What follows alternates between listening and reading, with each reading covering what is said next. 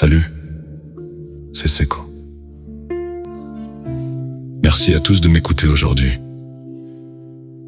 Je ne viens pas simplement vous présenter une chanson. Je viens partager un vécu, une vérité. Un morceau de silence que beaucoup connaissent, mais que peu arrivent réellement à mettre en mots. Comme si c'était moi.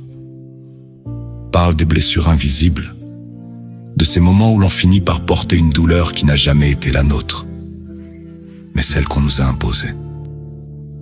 C'est l'histoire de ceux qui encaissent, qui tiennent, qui s'excusent, qui doutent jusqu'à oublier qui ils sont vraiment.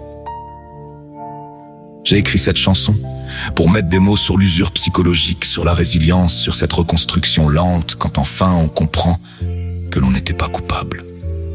Mais cette chanson n'est pas seule. J'ai aussi écrit « Je ne danse plus ».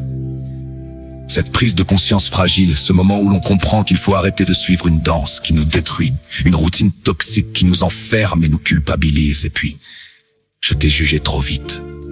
Parce que lorsqu'on trouve enfin la force de sortir de l'effondrement, de se relever, de survivre, le regard des autres peut parfois devenir une nouvelle blessure. On nous juge, on nous classe, on nous réduit, sans comprendre le combat déjà mené. Aujourd'hui, je suis capable d'en parler, capable de l'écrire, capable de le dire, et si je le fais, c'est parce que cette prison psychologique ne devrait jamais exister. Quand on aime vraiment quelqu'un, on ne le détruit pas.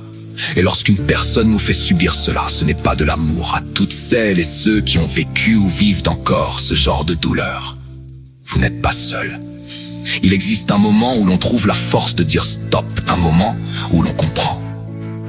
Ce n'est pas moi. Et c'est là que commence la reconstruction. Merci d'être là, merci d'écouter, et surtout, n'oubliez jamais, ce n'était pas vous. Restez debout.